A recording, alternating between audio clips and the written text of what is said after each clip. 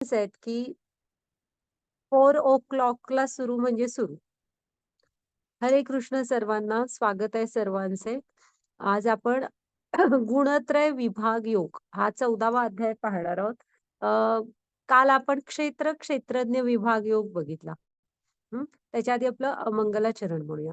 ओम अज्ञानतिमिरांधस्य ज्ञानांजन शलाकया चक्षुरुन्मीलितं येन तस्मै श्री गुरवे नमः.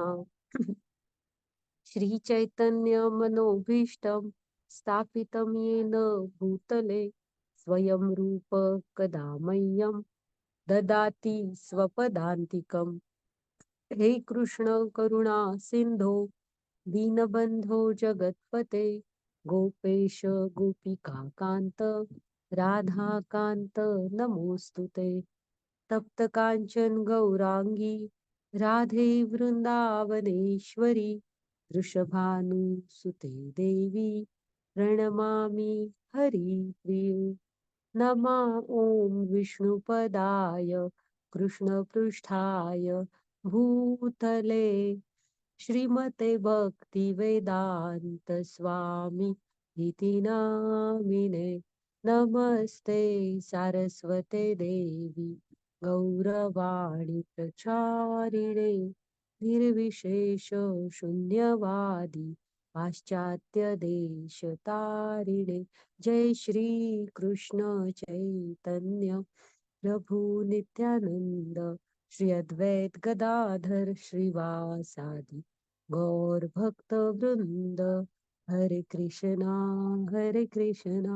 कृष्ण कृष्णा हरे हरे, हरे राम राम राम हरे हरे. हरे कृष्णा कृष्ण कृष्णा हरे हरे, हरे राम राम राम हरे हरे. हा घ्या माताजी पुढची स्लाइड. तर क्षेत्रज्ञ विभाग योग मध्ये आपण बघितलं की कसं म्हणजे क्षेत्र म्हणजे काय, तर हे शरीर. क्षेत्रज्ञ कोण असतो, तर माझ्या शरीराचा क्षेत्रज्ञ आत्मा. माझ्या म्हणजे आपला आत्मा आपल्या शरीराचा क्षेत्रज्ञ असतो. तात्विक अध्याय होता, थोडा आपण पाहिला. मग कसं आहे ना, कृष्ण हे सर्व शरीरांचे क्षेत्रज्ञ आहेत, म्हणजे परम क्षेत्रज्ञ आहेत. हे 3 तरी समजून घ्या, की आपला आत्मा हा फक्त स्वतःच्या शरीरापुरता क्षेत्रज्ञ असतो. पण परम क्षेत्रज्ञ कोण आहे, तर कृष्ण आहेत. ते प्रत्येकाच्या शरीराबद्दल जाणून असतात. तर मला दुसऱ्यांचे कळणार नाही, पण ते नाही. कृष्ण परमात्मा रूपाने सगळीकडे असल्यामुळे परम क्षेत्रज्ञ आहेत. ज्ञान म्हणजे काय बघितलं. ज्ञान काय, आपण खूप ज्ञान मिळवू, पण खरं ज्ञान तोपर्यंत मिळवलं असं म्हणजे कृष्णांच्या व्याख्येनुसार कसं आहे माहित आहे, जोपर्यंत आपण आत्मा आणि कृष्ण, आत्मा परमात्मा ह्यांचं नातं काय आहे हे जाणून घेत नाही, ते जोडण्याचा प्रयत्न करत नाही, तोपर्यंत आपण ज्ञानी नाही. आणि त्याला पर्याय काय सांगितलं त्यांनी, फक्त आणि फक्त अनन्य भक्ती. आणि ज्ञानाच्या नजरेने बघा म्हणून सांगितलं. मनुष्य जन्माची 4च खरी दुःख आहेत म्हणून सांगितलं, की जन्म, मृत्यू, जरा, व्याधी. ह्या पलीकडची जी दुःख आहेत ती आपण अज्ञानाने दुःख म्हणून मानत असतो. असं आपण कालचा अध्याय बघितला. हे सगळे ज्ञान योगाचे अध्याय आहेत. तर हे आपले चैतन्य म्हणजे हे आचार्य आहेत आपले. जय श्री कृष्ण चैतन्य प्रभू नित्यानंद श्री अद्वैत गदाधर श्रीवासादि गौर भक्त वृंद असं म्हणतो आपण. फक्त परत एकदा रिपीट करते. कृष्ण स्वतः चैतन्य महाप्रभूंचा अवतार घेतला, म्हणजे कृष्णाने स्वतः. इकडे निळे आहेत ना, निळं धोतर परिधान केलेले ते बलराम आले होते नित्यानंद प्रभू बनून. हे अद्वैत आचार्य आहेत ना, पांढरं शुभ्र धोतर आहे ते महाविष्णू आणि सदाशिव ह्या दोघांचा मिळून ते हे होते अद्वैताचार्य. नंतर राधा राणी आणि त्यांच्या ललिता सखी ह्या गदाधर पंडित बनून आल्या होत्या. आणि नारद मुनी हे श्रीवास ठाकूर बनून आले होते. तर ह्या सर्वांनी, तो काळ खूप कठीण होता. तेव्हा म्हणजे धर्म बुडतो की काय असं अवस्था अक्षरशः झाली होती.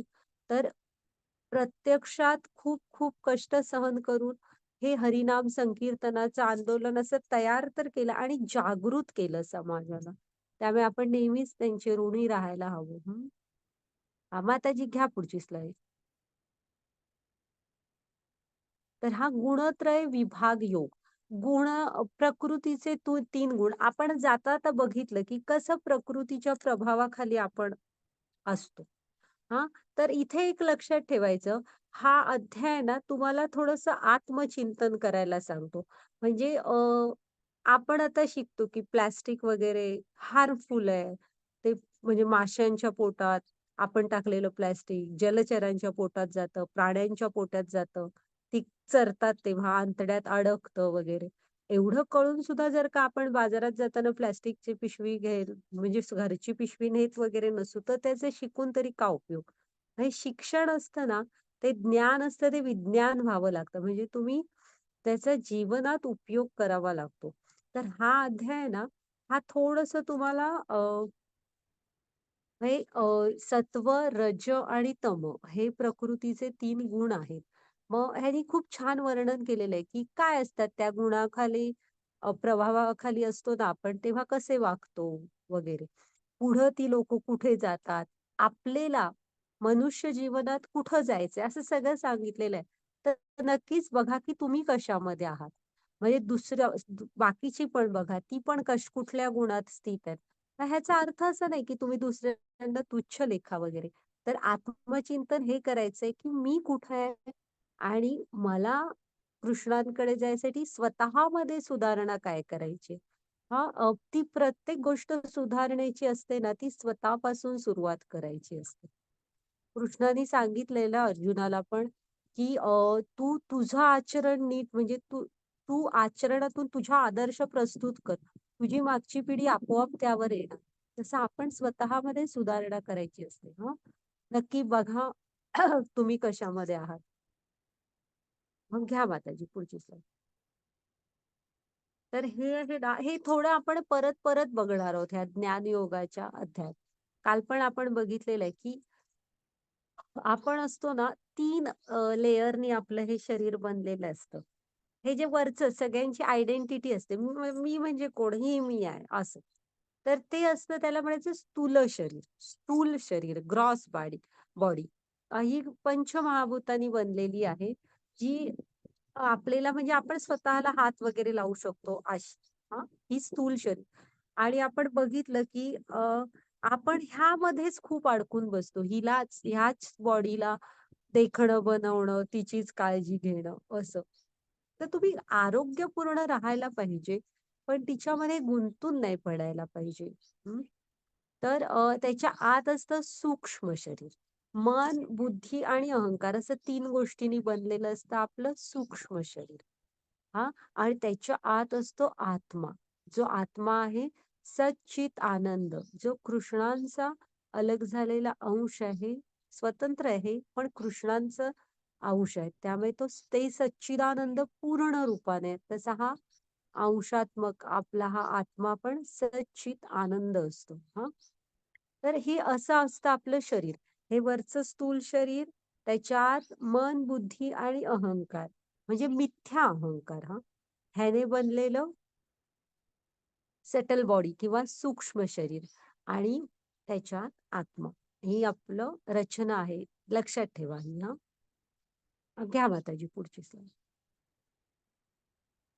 हां, हा पण पुन्हा-पुन्हा येईल. काल मी डिटेल सांगितलेला तरी पण सांगते, कारण तुम्ही विसरू नका. हे एवढं जरी आपण केलं ना, तरी आपल्या जीवनात खूप फरक पडतो. म्हणजे तुमच्या व्यावहारिक जीवनात मध्ये की म्हणजे दुसऱ्यांशी डील करताना कसं करायचं असतं वगैरे. विनाकारण आपण ज्ञानाच्या नजरेने दुसरे कसे दिसतात वगैरे असं बघण्यापेक्षा हां, दुसऱ्यांच्या आनंदात पण आपण आनंद मानायला शिकायला पाहिजे वगैरे. हे कधी होतं? जेव्हा तुमच्या मनावर तुमचा कंट्रोल असतो. मन कंट्रोलमध्ये असलं की इंद्रिय कंट्रोलमध्ये असतात. आता बघा म्हणजे काय सांगते ते. हा आहे शरीराचा रथ. आपल्या सगळ्यांच्या शरीराचा रथ आहे. ही 5 इंद्रिय आहेत ना, म्हणजे 5 घोडे आहेत. हां. आणि घोड्यांना कंट्रोल कशाने करतात? लगाम, लगाम. हां. तो लगाम काय आहे? मन आहे. आणि लगाम कुणाच्या हातात दिलाय? तर बुद्धीच्या हातात दिलेला आहे.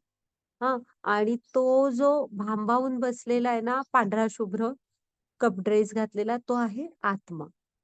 तर त्याच्या चेहऱ्यावर असं हे बघा, त्याने असे हात आता हा कुठे नेऊन सोडतोय. इतका भांबावून ठेवलाय आपण आपल्या आत्म्याला.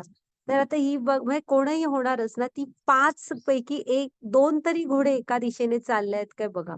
असे रागीट दिसतायत. कोण दुसरीकडेच बघतोय, कोण इकडेच बघतोय. समोर तर धड कोणच जात नाहीये. मग हा रथ कसा पोहोचणार योग्य ठिकाणी?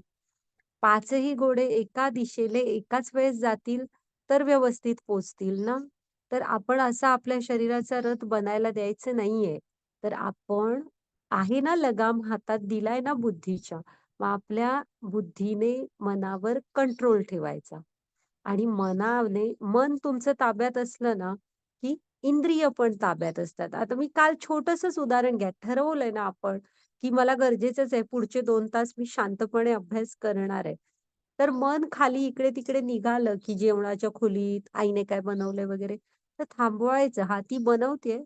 आपण इथे 2 तास अभ्यास करायचा मग ते आपोआप इंद्रिय पण तुमची त्या अभ्यासात लागतात. तर एक स्वतःला सवय लावून घ्यायची. बुद्धी दिली आहे ना, त्याचा वापर करायचा आणि बुद्धीने मनाला कंट्रोलमध्ये ठेवायचं.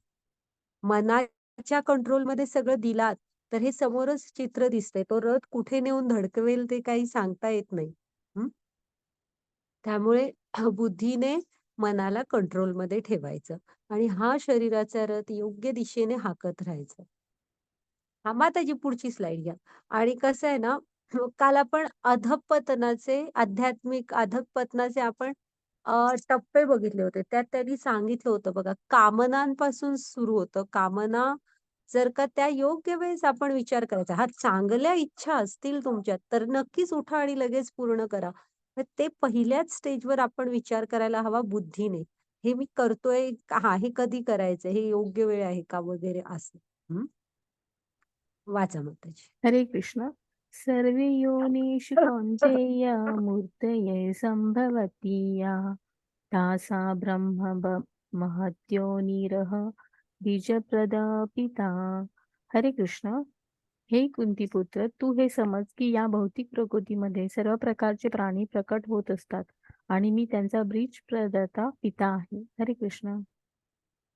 हे बघा, हे लक्षात ठेवायचं म्हणजे कृष्ण आपले कोण आहे? आपण कृष्णांपासून निर्मित झालोय. हे सगळं तर आपण ऐकतोच. तर इथे त्यांनी काय सांगितलंय बघा. ते म्हणजे तुमचे, माझे, इथल्या चराचर म्हणजे सगळ्यांची ते जी झाडं, जे म्हणून काय आहे, ते सगळ्यांचे बीजप्रदाता पिता आहेत कृष्ण. हं.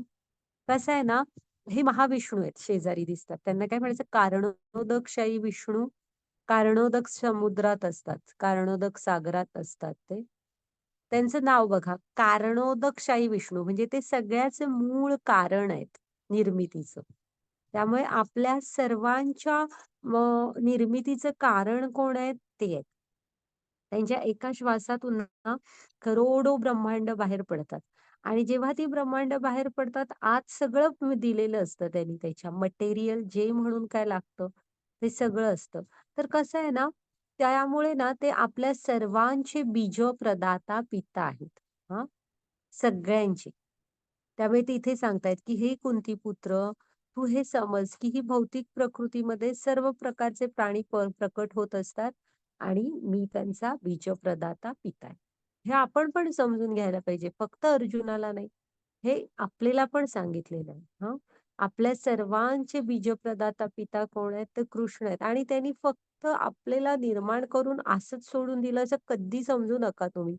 त्यांनी खूप काळजी घेतलेली आहे. आपल्या हृदयात असतात कायम. पुन्हा मी तुम्हाला सांगितलं ना, सगळ्यांना लागणारं सगळं ऑलरेडी दिलेलं आहे. फक्त प्रॉब्लेम येतो आपली हावच एवढी वाढली आहे, की आपण दुसऱ्यांना काही मिळूच द्यायचं नाही असं ठरवलंय. त्यामुळे आलेली ही असमानता आहे. नाहीतर त्यांनी देताना सर्व काही सगळ्यांना दिलेलं आहे. हां. माताजी पुढची स्लाईड घ्या. हरे कृष्ण. सत्व रजस्तम इति गुण प्रकृती संभवा निबंधन्ति महाबाहो देह देही नम अव्यव्ययम. हरे कृष्ण. भौतिक प्रकृतीत 3 गुण असतात. सत्व, रजो, तमो गुण. हे महाबाहू अर्जुन, जेव्हा शाश्वत आत्मा निसर्गाच्या संपर्कात येतो तेव्हा तो या गुणांनी बांधलेला असतो. हरे कृष्ण. आता मी तुम्हाला सांगितलं ना, की आपला जो हे आहे ना, ही भौतिक प्रकृती ही 3 गुणांची असते. कुठली? सत्व, रज आणि तमो. हं. मग जेव्हा आपण ते काय म्हणतायत शाश्वत आत्मा निसर्गाच्या संपर्कात येतो, तेव्हा या 3 गुणांनी बांधला जातो. म्हणजे ना, जोपर्यंत आत्मा आईच्या पोटात असतो शरीर, बाळाचं, बाळ आईच्या पोटात, तोपर्यंत पण भगवंताशी त्याचा संपर्क असतोच. पण जेव्हा आपण पहिला श्वास मातेच्या पोटातून बाहेर येऊन, गर्भातून बाहेर येऊन घेतो ना, त्याच क्षणी माया आपला ताबा घेते आणि आपल्याला कृष्णांचा विसर पडतो.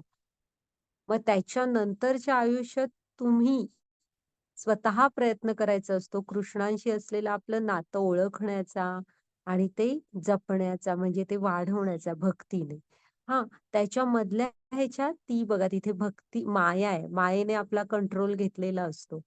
आणि ती कशी कठपुतलीप्रमाणे आपल्याला नाचवत असते. म्हणून ना मी तुम्हाला सांगितलं ना, कुंती महाराणीनी सांगितलेलं आहे, की तुम्हाला म्हणजे फक्त एकच पडदा आहे म्हणजे आपल्या आणि कृष्णांच्या मध्ये फक्त एकच पडदा आहे मायेचा. तो जर का दूर करता आला, तर तुम्हाला चराचरामध्ये कृष्ण दिसणार. हं. तर तो मग आता जी पुढची स्लाईड घ्या. हं. आता हरे हे कृष्ण. वाचू? हां, सत्वगुणाचे हे बघूया. चांगुलपणाचा मार्ग. सत्वगुण शुद्ध वास्तविक सुख आणि ज्ञानाने पापपूर्ण प्रतिक्रियांपासून मुक्त. सर्वांसाठी समान उच्च ग्रहावर जा. हरे कृष्ण. हे बघा हे जे असतात ना सत्वगुणात स्थित माणसं, ह्यांच्यामध्ये चांगुलपणा असतो. ते शिकले सवरलेले, शांत, सुस्वभावी असतात. म्हणजे दुसऱ्याला टोचून बोलणे वगैरे किंवा दुसऱ्यांच्या नको त्या गप्पांमध्ये ज्याला आपण गॉसिपिंग वगैरे म्हणतो, अशामध्ये त्यांना काही रस नसतो. ते ऑलरेडी म्हणजे ह्याच्यातच असतात, ज्ञानाने परिपूर्ण असे. अ, पुन्हा सुखवस्तू असतात. म्हणजे कसे असतात चांगले शिकलेले असतात त्यामुळे थोडे व्यवस्थित पैशांच्या आर्थिकदृष्ट्या वगैरे म्हणतो ना, तशी योग्य असतात, चांगली असतात. पुन्हा समाजासाठी काहीतरी करायची इच्छा असते. वाचन करत असतात किंवा अ, दुसऱ्यांना समजावून सांगायची व्याख्यानं वगैरे देऊन इच्छा असते त्यांना, की तुम्ही पण असं वागा. हं. अशी म्हणजे आली ना तुमच्या लक्षात, की ही जी सत्वगुणात स्थित असतात ना, ती ज्ञानाने वगैरे परिपूर्ण असतात. पापी प्रतिक्रियांपासून मुक्त असतात आणि असं म्हणजे सगळ्या समाजात पण जरा शहाणपण पसरावं म्हणून वाचनालयं बांधणं, पाणपोया बांधणं, असं म्हणजे छोटे सामाजिक समस्यांविषयी बोलणं, त्याच्यासाठी स्वतःचे फंड स्थापन करणं वगैरे वेगवेगळ्या मार्गाने काहीतरी समाजाचं भलं व्हावं, अशी त्यांची इच्छा असते. म्हणजे भलेही भक्तीचा मार्ग नसेल, तो प्रॉब्लेम नाहीये. पण तरी पण ती काय भक्ती मार्गावर नसाल म्हणून काय तुम्ही वाईट आहात का? तसं नाही. ही सत्वगुणातली चांगली लोकं असतात आणि असे लोक पुढच्या जन्मी कुठे जातात? मग ते पुढच्या उच्च ग्रहांवर जातात. हां. की ह्यानी समाज असं आता तो बघा, तो म्हणजे वर्ग सुटलाय, सगळी मुलं निघून गेली आहेत, तरी तो आपल्या मित्रासाठी थांबलाय बघा. तो धावत त्याला सोडून पुढे गेला नाही, अशी.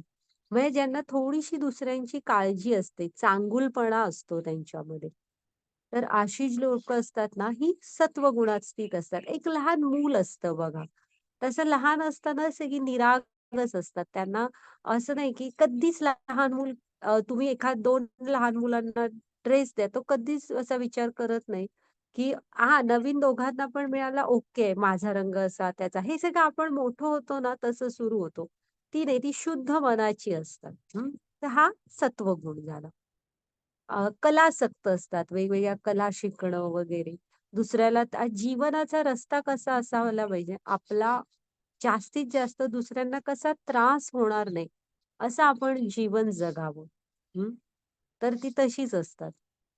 आता जी पुढची स्लाईड घ्या.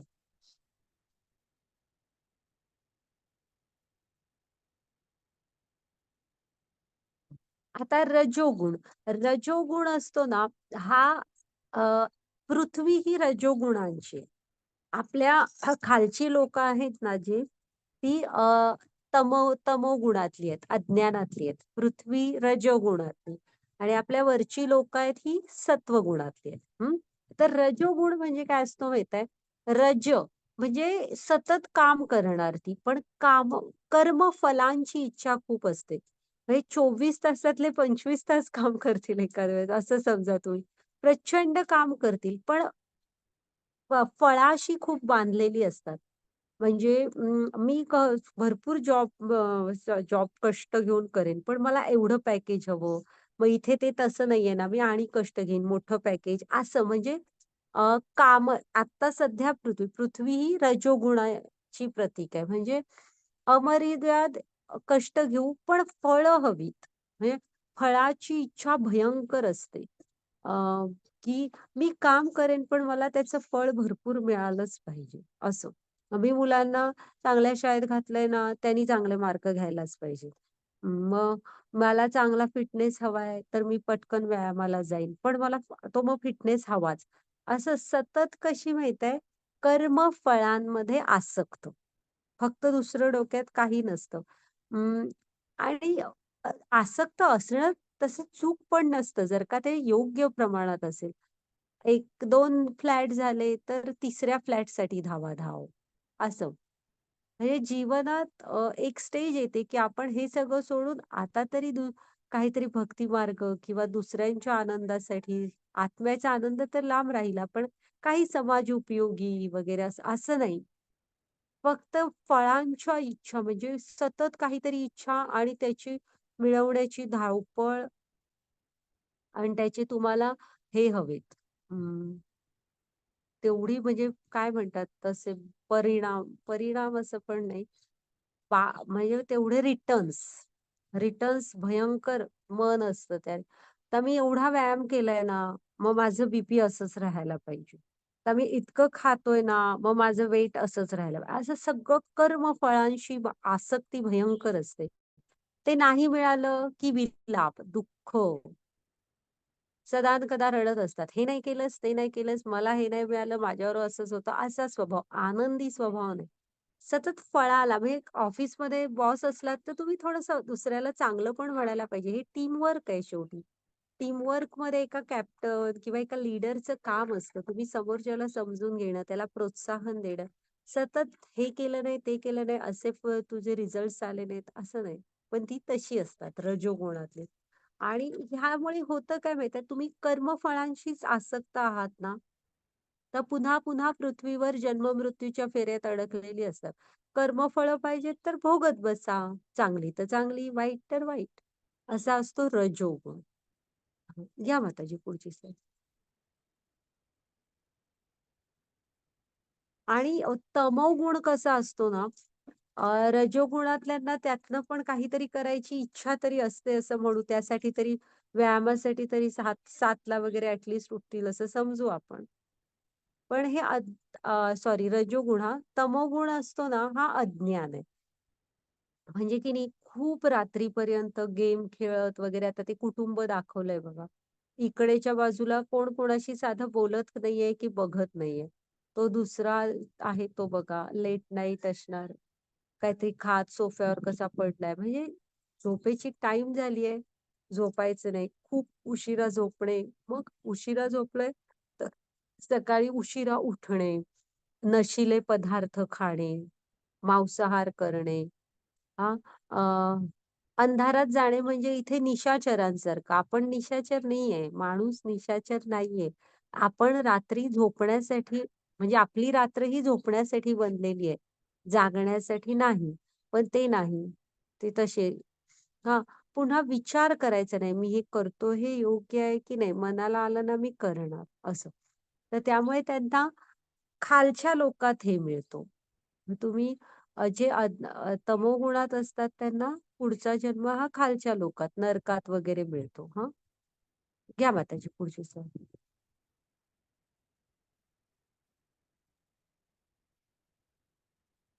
तर एक मिनिट हां.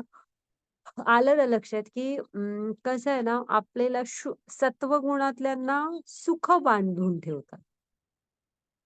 हां, म्हणजे काय कशामुळे बंधनात कशाच्या असतात बघा ती. ती सुखांच्या बंधनात असतात. कारण त्यांच्याकडे थोडीशी समाधानी वृत्ती आहे, जी आहे ती त्यांचा स्वभाव सुस्वभावी असतात. दुसऱ्याला त्रास देणे वगैरे असा सत्वगुणातल्या लोकांचा मुळातच स्वभाव नसतो. त्यामुळे ते थोडे सुखाने बांधले जातात. रजोगुणातले लोकं असतात ना, ते फळाने म्हणजे तुम्ही जी कर्म केली आहे ना, त्या कर्मफळानी ची आसक्ती असते. मग तुम्हाला ती भोगायची आहेत ना, तर ती भोगणार कुठे? पृथ्वीवर. त्यामुळे त्यांना कर्म फळं बांधून ठेवतात आणि तमोगुणातल्या लोकांना त्यांचं अज्ञान बांधून ठेवतं. अज्ञानातून पाप कर्म होतात आणि त्या पापी प्रतिक्रिया. त्यामुळे त्यांच्या अज्ञानामुळे ती बांधली जातात. हं. मग बंधन सत्वगुण तुम्ही रज आणि तमचं सोडून द्या. त्यांना तर खूप क्षय आहे. पण सत्वगुणातल्यांना पण तुम्ही म्हणताय माताजी, की असं का म्हणताय ना, की त्यांना सुख बांधून ठेवतात. तर त्यांच्या जीवनात दुसरं काही तसे प्रॉब्लेम नसतात किंवा ती थोडी ज्ञानी असतात. ती समजू शकतात, की हा जीवन आहे म्हटल्यावर येऊन-जाऊन प्रॉब्लेम असणार वगैरे असे स्थिर असतात. पण त्यामुळेच ना भक्तीत जर का ती गुंतली नाहीत, तर ती सुख त्यांना इथं बांधून ठेवतात. मग आपण काय करायला पाहिजे माहिती शुद्ध सत्वगुणात जायचंय. भक्त हे शुद्ध सत्वगुणात स्थित असतात. मग आता शुद्ध सत्वगुण म्हणजे कसला? तर हे जे आपलं सुख आहे ना, हे आपण कृष्णांशी जोडून घ्यायला हवं. आत्म्याच्या आनंदासाठी काहीतरी करायला हवं. हं. तर इथे मिळून हे कीर्तन करतायत वगैरे. जो तुमचा सत्वगुण आहेत ते जरा आता कृष्णांशी जोडून घ्यायला हवेत, भक्तीशी. थोडी भक्ती म्हणजे काय? सेवा. कृष्णांची सेवा, आत्म्याच्या आनंदासाठी काहीतरी करायला हवं. माताजी पुढची स्लाईड घ्या. मग तुम्ही नवविधा भक्तीतलं काहीही करा, जे तुम्हाला आवडतं ते. कीर्तन, ते श्रवणं कीर्तनं विष्णू, स्मरणं पादसेवनम, अर्चनम वंदनम, दास्यम साख्यम आत्मनिवेदनम. काहीही तुम्हाला जे आवडतं ते करा. हं. इथे गुण सांगितलेत हे आपण पुन्हा-पुन्हा बघणार आहोत हां. सत्वगुणात कसे विचार सकारात्मक, शुद्ध म्हणजे जीवनसरणी, जीवन हे शुद्ध असतं. आनंदी वृत्ती आनंदी असते आणि इच्छा ह्या दिव्य असतात. म्हणजे त्यांना वाटतं, की मी आनंदी आहे तसे बाकीच्यांनी पण व्हावं वगैरे अशा. हां. रजमधले असतात हे विचार असे नियंत्रित म्हणजे कसे मी सांगितलं ना, ते असे हिशोबी असतात. म्हणजे मला हे केलं तर ते मिळणार, ते केलं तर ते असं नाही. त्यांच्या इच्छा ह्या संमिश्र असतात. त्यांना ज्या सुटेबल होतील त्या इच्छा म्हणजे त्यांचा बिझनेस जो आहे, ते भलेही चांगलं असेल, उपकरण नसेल, तर ते काहीतरी प्रॉब्लेम होते आणि माझं आधी खपू दे असं. स्वभाव हा स्वार्थी असतो कारण फळाशी निगडीत आहे. त्यामुळे मनुष्यांच्या इच्छा ज्या त्या त्यांच्या इच्छा. तमसी लोकं ही कायम नकारातच असतात. हं, अशुद्ध म्हणजे विचार, राहणीमान हे सगळं अशुद्ध. कायम दुःखातच असतात आणि इच्छा त्यांच्या राक्षसी असतात. असे हे फरक आहेत. माताजी पुढची स्लाईड आहे. आपला आत्मा आहे ना, असं नाही आपण कुणाला म्हणू शकत, की हा सत्व आहे, हा रजो आहे, हा तमो आहे. त्यासाठी आपल्याला प्रयत्न करावे लागतात. तुम्ही शुद्ध सत्व गुणाकडे जायला. काहीतरी कष्ट घ्यावं लागतं. तुम्ही भक्तीमध्ये स्वतःला जोडून घ्यावं लागतं. नाहीतर एरवी आहे ना, आपल्या आत्म्याची ही सतत ओढाताण होत असते बघा. कधी तो रजोगुणाच्या प्रभावाखाली येतो, कधी सत्व, कधी तामस असं. मग बिचाऱ्याची सतत ओढाताण होत असते. तर इथे पण आपण आपली बुद्धी वापरायला हवी आणि आपला प्रवास हा शुद्ध सत्वगुणाकडे, कृष्णांकडे करायला हवा. हां, मग त्याची पुढची स्लाईड. आता ते काय म्हणतायत बघा, तुम्ही कुठल्या वेळेचे आहात, स्वभावाचे आहात, गुणांचे आहात ते जरा ओळखा. आता जागे होण्याची वेळ दिली आहे. सत्वगुणातली पहाटे 5 वाजता जागी होतात. रजोगुणातली 8 वाजता आणि तमोगुणातली सकाळी 11 वाजता जागी होतात. कारण ते उशिरा झोपतात. रात्री 1-2 ही त्यांची नॉर्मल टाईम असते. निशाचर असल्यासारखे जगतात ते. हां, मात्र घ्या.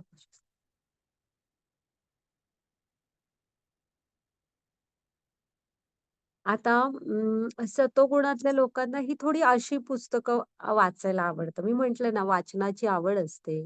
असे ही कृष्ण, भगवद्गीता, भागवतम अशांची ओढ असते थोडी त्यांना. रजोगुणातली पुस्तकं कशी लोकं काय वाचतात बघा, हाऊ टू बिकम रिच आणि तमोगुणातली लोकं आहेत हे कॉमिक्स वगैरे. जी कॉमिक्स ना तुम्ही जीवन कसं जगायचं, गोष्टी पण कशा हव्यात, ईशोपनिषद, पंचतत्व, ते कसल्या पंचतंत्र वगैरे अशा, की जाता-जाता का होईना आपल्याला काहीतरी ज्ञान देतील, की त्या कसं वागायला हवं वगैरे. तर ह्याचं कॉमिक्स वगैरे जे काय रिअलमध्ये कधी काय तसं काय नसतं. तर अशी ही रुची असते पुस्तक वाचण्याची. घ्या त्याची पुढची स्लाईड. जागे झाल्यावर सतोगुणातले लोक काय करतात, तर तो मुलगा अभ्यासाला बसलाय. हे आहेत हे म्हणजे वॉर्मअप म्हणजे व्यायामाला गेले. आणि तमोगुणातला पडला आहे बघा तसाच झोपूनच आहे अजून. मोबाईलमध्ये काहीतरी बघतोय. हं.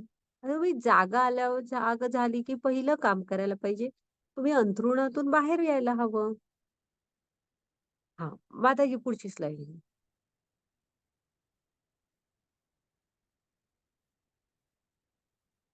रात्री झोपेची वेळ बघा. सतोगुण रात्री 9, रजोगुण 11 आणि तमोगुण रात्री 2. हां, मग त्याची पुढची स्लाईड. एक झोप आपल्या शरीराला खूप गरजेची असते. ती पण तुम्ही देणार नाही शरीराला आणि असा विचार करणार, की तुमचं शरीर निरोगी राहायला हवं. कसं ना? आता प्राणी बघा झोपेच्या बाबतीत सांगायचं तर, जे निशाचर आहेत, ते दिवसा झोपतात आणि जे निशाचर नाही आहेत, ते प्राणी रात्री व्यवस्थित झोपतात. कुठल्याही पक्ष्याला असं तुम्हाला दिसणार नाही, की तो रात्रभर काहीतरी करत विनाकारण इकडे-तिकडे फिरला आणि दिवसा झोपू नये. आपणच फक्त असं विसरलोय, की आपण बाबा निशाचर नाही आहेत. आपण रात्री झोपायचं असतं. हं. त्यामुळे आपल्या हातात बऱ्याच गोष्टी असतात. हं. हरे वाचा. कृष्ण.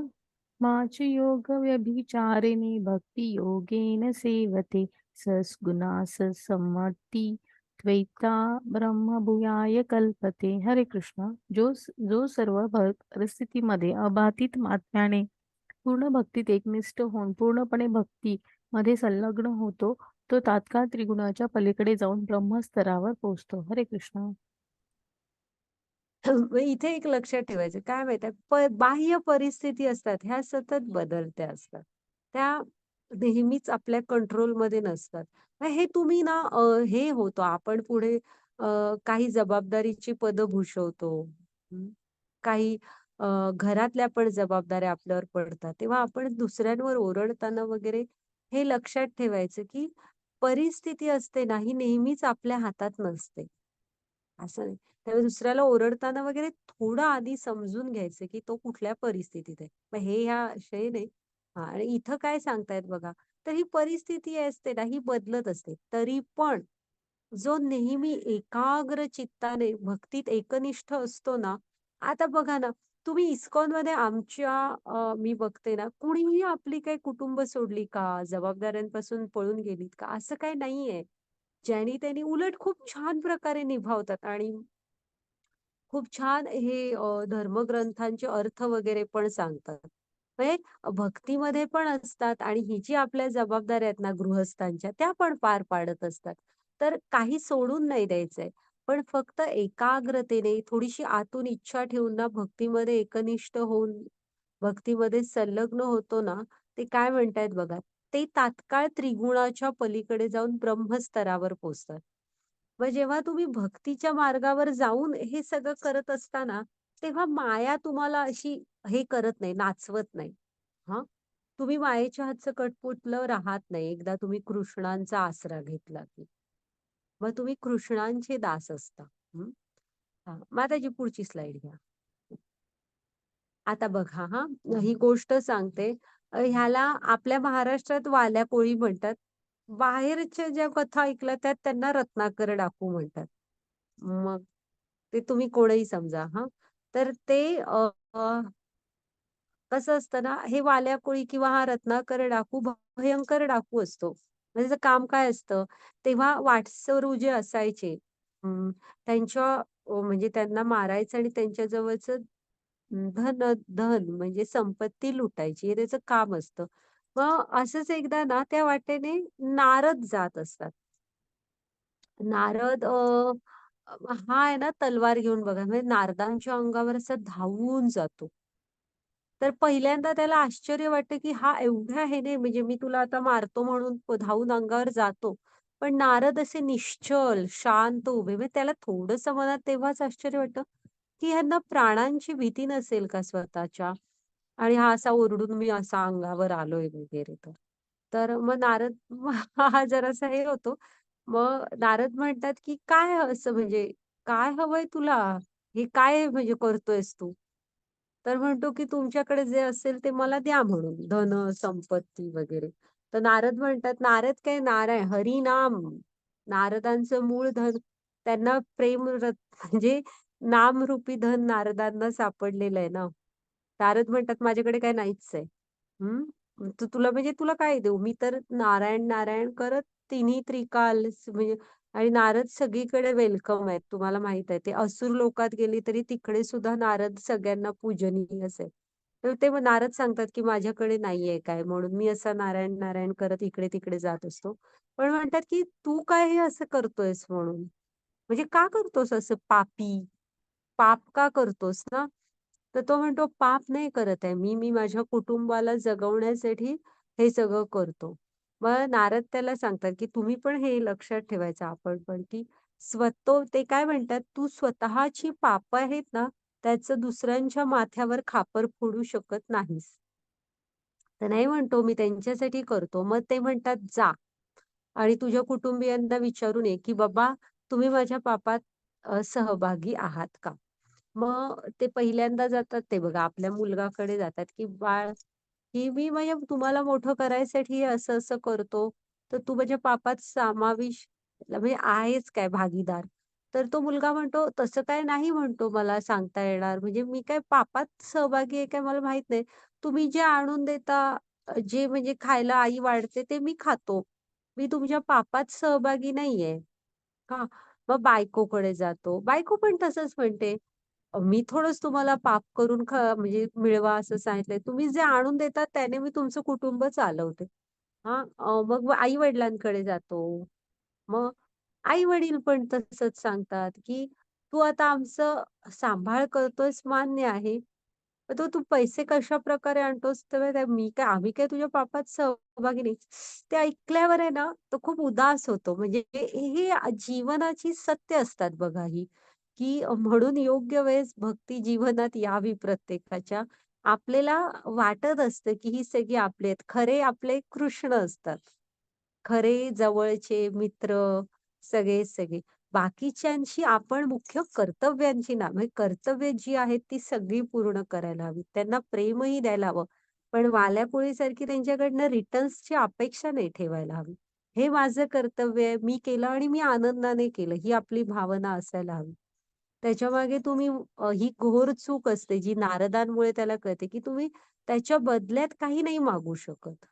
ही तुम्ही वडील आहात, तर मुलं मोठं करणं हे माझं काम आहे. ही अशी भावना हवी आपली.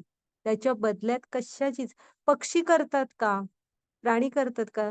आपण पण तसंच राहायला हवं हं. मग नारद कडे तो रडायला लागतो. असं झाल्यावर.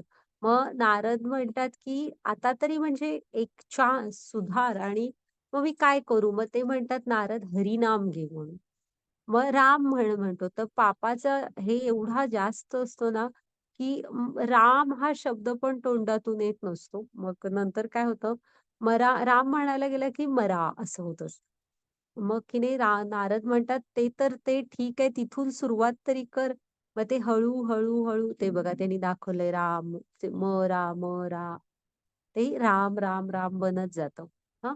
मग त्याला ती गोडी लागते त्याच्या जिभेला आणि मी तुम्हाला सांगितलं ना, गुरूंचं जीवनात येणं खूप महत्वाचं असतं. ते गुरुच असतात जे आपल्या हाताला धरून आपल्या छोट्या बाळाला जसं नेतात ना, तसं आपल्याला योग्य मार्गावर नेतात. एका किती कमी वेळासाठी नारद भेटले बघा आणि नंतर काय होतं नारद पण निघून जातात, विसरतात आणि असाच खूप काळ निघून जातो आणि नारद परत एकदा असे एक वाटेने जात असतात आणि त्यांना एका अ, मुंग्यांचं वारूळ असतं ना, बघितलं असाल. त्या वारुळातून ना राम, राम असा आवाज येत असतो. मग नारद म्हणतात, "ह्या वारुळातून का बरं राम, राम आवाज येतोय?" म्हणून ते थोडंसं ते बाजूला करतात. तर आतमध्ये हे आणि ते म्हणून वाल्मिकी आहेत. मुंग्यांच्या वारुळातून हे झाले ना म्हणून ते वाल्मिकी ऋषी. आणि पुढे मग नारदांना गुरु बनवतात, नारदांकडून मार्गदर्शन वगैरे आणि पुढे तेच थोर रामायण रचिता वाल्मिकी. हां, वाल्मिकी रचित रामायण आपण शिकतो. तर बघा एक गुरु आपल्याला कुठून कुठं नेऊन ठेवू शकतात आणि त्यासाठी आपण आपल्याला स्वतःला ओळखायला पाहिजे. स्वतः थोडे प्रयत्न करायला पाहिजेत. आनंद कशात आहे हे पण ओळखा. इथं वस्तूंशी निगडीत आनंद करून टाकलाय आपण. हं. आता म्हणजे घरात 2 भावंड असलीत ना, तरी छोट्या भावाला जास्त दिलं, असं करून मोठा भाऊ भांडणार वगैरे. म्हणजे बहिणी-भावंड असे असं नाही. लहान असताना हे नॅचरली होतं. पण आपण दुसऱ्यांच्या आनंदात पण आनंद मानायला शिकायला हवं. स्पर्धा करायची आहे ना तुम्हाला मार्कांची, तर स्वतःशी करा. दुसऱ्याने किती मिळवले ही त्याची कॅपॅसिटी होती. स्वतःची ओळखा, ती वाढवा. हं. आणि आपण ना सध्या आई-वडिलांनी वाढदिवसाला हे दिलं तर मला आनंद. त्यांनी वाढदिवस लक्षात ठेवला. त्यांच्या म्हणजे जे बिझी जबाबदाऱ्यांचं आयुष्य असतं, त्यातनं त्यांनी त्यातलं म्हणजे काहीतरी आपल्यासाठी केलं, हे खरा आनंद आहे ना. किंवा त्यांना सांगणं, की चला आपण मंदिरात जाऊया वगैरे. असं नाही, मुलांना त्यांनी काय दिलं हे बघतात मुलं. व्यापारी झालो का आपण वस्तूंशी? तर इथे सांगितलेलं आहे, की तुम्ही आनंद हा वस्तूंशी जोडू नका. आता बघा कसं आहे, मोबाईल व्यवस्थित आहे तर आनंद आहे, फुटला तर दुःख आहे. हां, वस्तू फुटल्यावर दुःख होणार नाही असं नाही, नुकसान वगैरे होतं. पण त्याची स्क्रीन गार्ड लावणं, कव्हर घालणं वगैरे अशा गोष्टी आपण आधी करायला हव्यात ना. मग आता जी पुढची स्लाईड घ्या. आता इथे बघा, हा आनंद आहे, गाडीचं तसं झाल्यावर दुःख आहे. मग थोडे इन्शुरन्स वगैरे मी सांगितलं ना. आता इथं पण हे आनंद आहे. मग कधी-कधी काय होतं नैसर्गिक आपत्ती वगैरेने इकडे घर हेच झालं, मग दुःख. मग अशा वेळेस कसं आहे ना, सरकार असतात, ती तुमच्या देश चालवणारी, ती मदत करतात आणि एक शेवटी नैसर्गिक आपत्ती ही कोण मुद्दाम घेत नाही बोलून आणि तिच्यासमोर आपल्या पूर्ण कंट्रोलच्या बाहेरच्या असतात त्या. त्याच्यासमोर कोणाचं काय चालतही नाही.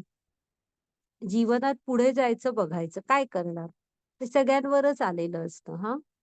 मग त्याची पुढची स्लाईड. मग खरा आनंद कशात आहे ना, तर आत्म्याचा आनंद कशात आहे बघा, खरा. हं. तो कृष्णांपासून आलेला आहे. त्याला त्यांच्याकडची ओढ आहे. तर खरा आनंद असा आहे, गुरूंकडे जाणे, गुरुसेवा, कृष्णांचा हरिनाम जप हां, ह्याच्यामध्ये गीता, भागवतम थोडं ऐकणं. हा खरे आनंद ओळखा. तुम्हाला जे आवडतील ते तुम्ही करा हां. त्यासाठी थोडासा वेळ द्या. थोडंसं कधीतरी सांगा आपल्या आई-वडिलांना घेऊन मंदिरांमध्ये जा. घरात पण असतात आपल्या. तिथं थोडंसं एक हार बनवून घाला वगैरे कधीतरी. घ्या माताजी पुढची स्लाईड. हे भौतिक प्रकृतीचे 3 गुण. घ्या माताजी सत्व, रजो आणि तमो. मग सत्व म्हणजे काय? एकच मिनिट हां. मागचे चांगले गुण. रजो म्हणजे असंख्य म्हणजे इच्छा इथे. वासना म्हणजे काय? सतत इच्छा आणि इच्छांची फळं पाहिजेत. इच्छा पूर्ण करायला आम्ही कष्ट घेतो, पण जेवढं कष्ट घेतलं तेवढी रिटर्न्स आम्हाला हवेत असे. तमोगुणी अज्ञान. हां, मग त्याची पुढची स्लाईड. मग आपण हे शिकलोय, की या सुरुवात कशामधून होते? कामनांमधून होते. इच्छा. हां. मग त्या नाही पूर्ण झाल्या राग, क्रोध. क्रोधाचं रूपांतर लोभ आणि लोभ माणसाला आंधळा बनवतो. त्यामुळे आपण आहे ना, त्या पहिल्याच स्टेजवर बुद्धीने विचार करायचा. हं. हां, मग त्याची पुढची स्लाईड घ्या. हा, की बाबा मला ह्याची गरज आहे का वगैरे. वाचा माताजी. हरे कृष्ण. या कलियुगातील मोक्षाचे एकमेव साधन म्हणजे परमेश्वराच्या नावाचा पवित्र जप करणे. इतर कोणताही मार्ग नाही, इतर कोणताही मार्ग नाही, इतर कोणताही मार्ग नाही. हरे हरे राम. हे काय वेगळं आहे ना माताजी? हरे हा, नाम ते हरेर नाम हरे केवलम. नास्ते एव नास्ते एव गातीर अन्यथा. हरे कृष्ण.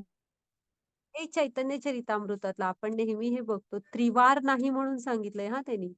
कलियुगात दुसरा कुठलाही मार्ग नाही हरिनाम जप शिवाय. आणि ह्या गोष्टी आहेत ना, काय आहे माहित आहे, ह्या स्वतः अनुभवायच्या गोष्टी आहेत. शिकवणाऱ्यांनी शिकवलं, सांगितलेल्यानी तर किती किती काय काय सोसून ते पुढे येऊन सांगितलेलं आहे. ज्ञानेश्वर वगैरेंची चरित्र आपण थोडीशी बघायला हवी ना जवळून. थोडं दुःख नव्हतं आलं आयुष्यात, तरीही एवढे दिव्य दिव्य उपदेश आपल्यासाठी त्यांनी दिलेले आहेत. तर आता आपलं काम आहे ते थोडस त्या मार्गावर चाललं, ते अनुभवायचं ज्याचं त्याने. हा, घ्या माताजी पुढे. हं. आता इथे बघा, ही जी आहे ना श्रेणी सांगितली. हा जो कावळा आहे हा अज्ञानात आहे. तो म्हणजे जरा खातो कसाही वगैरे. हं. ही जी मधली आहे ना मधमाशी, मग आता मधमाशी हंसिका कोण आहे सांग? रजो म्हणते. हा, ती रजो आहे. कारण कारण तिला तिला समजलं की कसं काय खायचं, कुठे ते मध पुरवायचं, कुठे हा नेऊन पण ठेवायचं. हा, पण तिला दोन गोष्टी आहेत. म्हणजे मधच गोळा करायच्या मागेच तिचं आयुष्य असतं. पण प्रॉब्लेम कधी येतो माहितीये? मध गोळा करते.